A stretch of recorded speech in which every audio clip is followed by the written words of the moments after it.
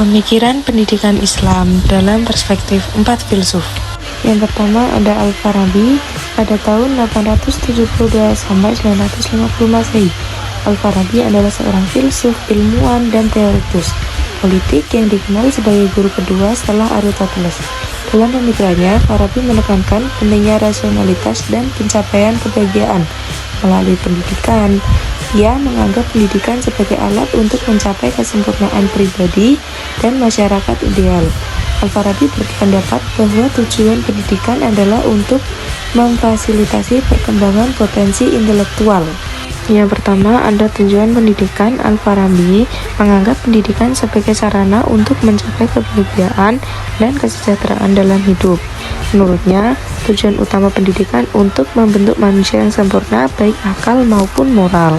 Selanjutnya ada pendidikan dan peradaban. Dalam pandangan Al-Farabi, pendidikan adalah kunci untuk menciptakan masyarakat yang ideal. Madinah Fadilah, ia berpendapat bahwa dalam sebuah masyarakat yang ideal, setiap individu memiliki pengetahuan yang cukup untuk menjalankan peran sosialnya dengan baik. Yang ketiga ada modal pendidikan. Pendidikan harus mengembangkan akal dan moral, dimulai dengan pengajaran dasar yang membentuk karakter, pengetahuan, dibagi menjadi ilmu teoritis, filosof, Tuhan, dan ilmu praktis kehidupan sehari-hari.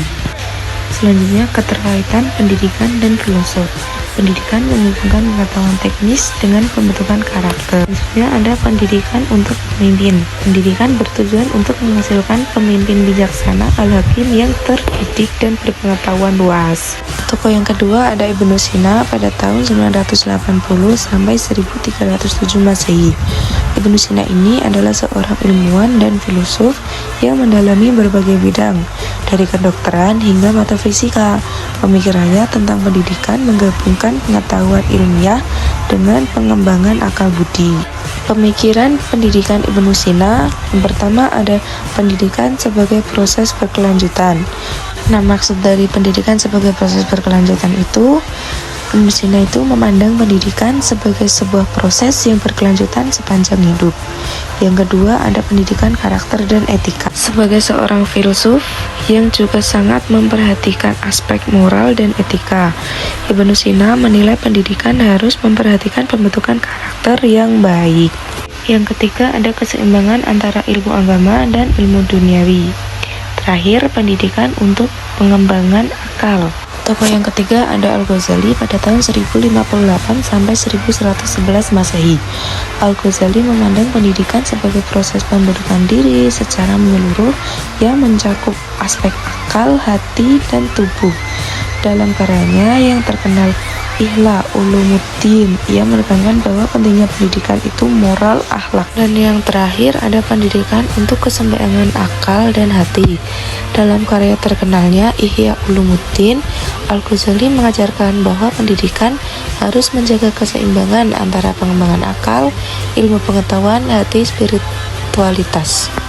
Dan yang terakhir ada Ibnu Khaldun 1332 sampai 1406 Masehi. Ibnu Khaldun adalah seorang sejarawan, filosof, dan sosiologi besar yang dikenal karena kontribusinya dalam memahami hubungan antara masyarakat, budaya, pendidikan.